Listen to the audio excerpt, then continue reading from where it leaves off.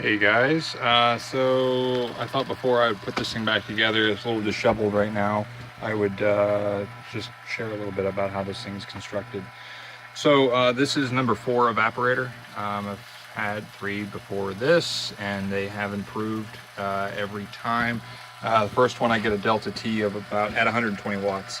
I get a delta T of 45 Celsius. Second one was about 20 to 22.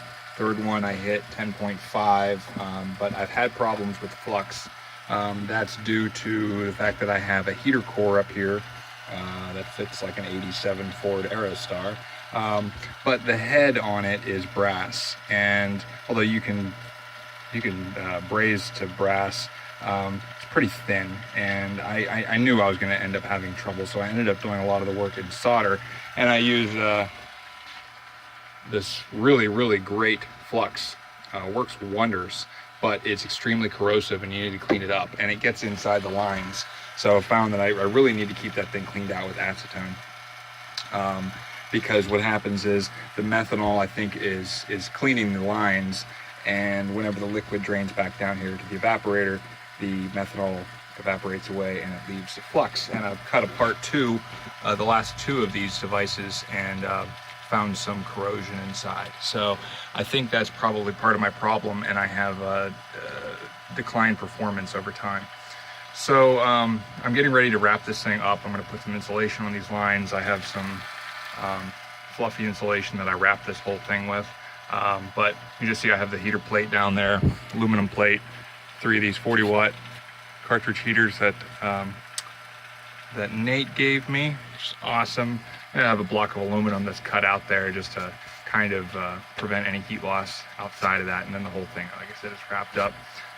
Everything's mounted to this acrylic, and holes drilled in the aluminum plate, and everything's clamped between there. I have some, this is the thermal paste that I use. Where's it at? Oh, didn't put the cap back on. Anyway, it's Arctic Silver 5. It's pretty common stuff. I got it at Fry's. I don't know what you guys are using, but probably the least of our concerns right now. So I sent some pictures to you, Nate, showing the construction of that thing. It's got some, where's she be? It's got 2 layers of 80 mesh, which is that 80 mesh copper there. And then 1 layer of this screen, which kind of acts as a spring. And then there's an additional spring in there to keep pressure in the field.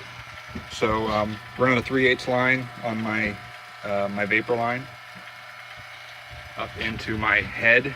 This is divided in 2 because in a radiator, and excuse me, a heater core for a vehicle, it runs in one and then crosses the bottom and then comes back up the other. So I wanted to be able to utilize the entire head, so I had to make kind of an arrangement there with some fittings. Made it work, wasn't ideal. Gonna have to look for a better solution in the future.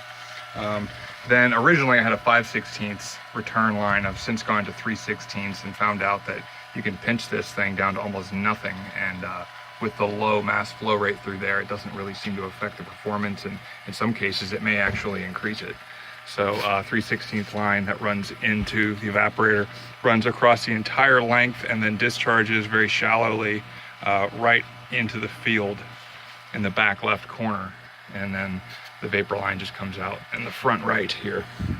So oh, and the fan, pretty crude shroud here that I have for the fans. These were just fans I had laying around. We got a 0.33 amp and a 0.16 amp at 12 volts.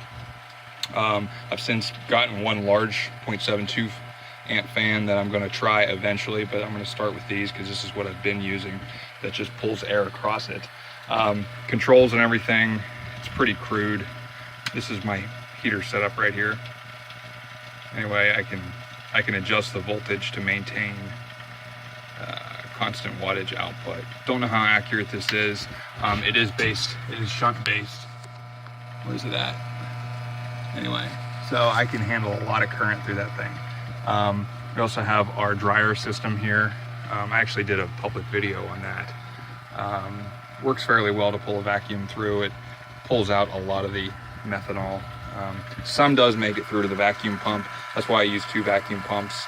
This is a larger capacity but single stage vacuum pump that I use for pretty much pulling the charge Even with a fair amount of methanol in there, it'll still pull it down to 300 microns or something. So it's pretty great, you know, in 15 minutes or 20 minutes or something.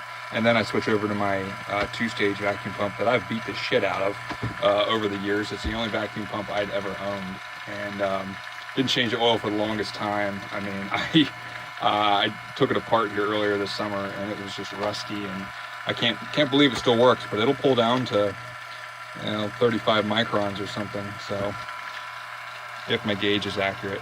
One other thing I thought I would review quick. This is one of the valves that I use. It's a nice hand. It's like a hand expansion valve. I think it's like a diaphragm valve or something. I'm not exactly sure what the construction is, but these suckers aren't cheap. I mean, they're 30, 35 bucks. But I'm gonna use this for a lot of projects. I wish I would have had it years ago, honestly. These are also great as the JB Industries service valve. Has a quick disconnect there.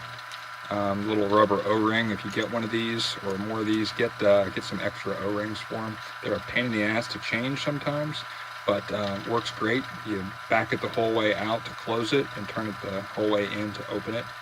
All 1/4 inch. Works incredibly well. Seems to hold a vacuum quite well, but I still have to test everything that I have. This is another valve. I got this one recently. The JB Industries ones I've had for probably 2 years. I've since bought the second one. This one's 1/4 inch male on both ends. You can also get them with this swivel female. It's a yellow jacket. It should hold really well, but I haven't played with it enough to know for sure. There's an entire manifold that I was using, but I'm not confident that it actually holds vacuum. So because there's a lot of different things I want to be able to do. This whole setup was to be able to pull through the dryer and the cold trap, but also in order to fill and evacuate and test pressure with the vacuum pump valved off.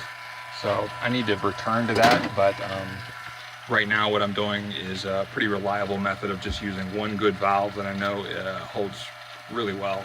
And I'm evacuating right now down to 170 microns. Should be some acetone still in this thing from when I cleaned it out.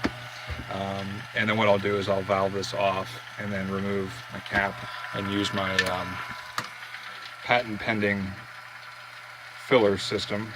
Highly accurate, very precise. ASME right here. So yeah, I need to improve that. Something with better graduation, something that's rigid. So that's about it. The vacuum gauge, Nate, you were talking about vacuum gauges. I'm having really good luck with the CPS. Mounts right on top. 1/4 inch disconnect. I think that was like, I think you get them for 120, 130 bucks or something. The Master Cool seems good too. Although I've used it over the years, I'm not sure if this thing is leaking. I've actually taken this apart and put Teflon tape because I wasn't sure that this thing wasn't leaking. That's really hard to check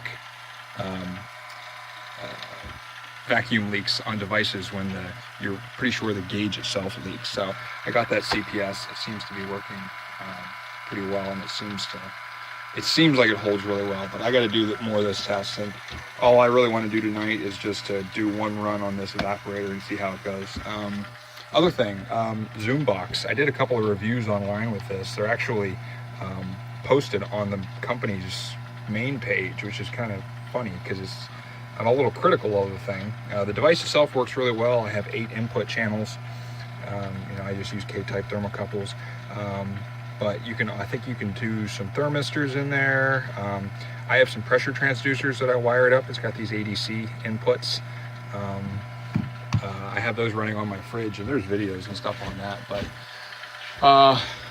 yeah, that's about it. And the software is really what's a limiting factor. It kind of sucks, but I can collect data down to like 10 milliseconds up to 30-second sample rate or something, which is plenty. I've been using about 10 seconds lately. And then I can export it. So got to do a lot more data collection and analysis. So anyway, I'm going to leave it there. This video is a lot longer than I thought it was going to be. So see you guys later.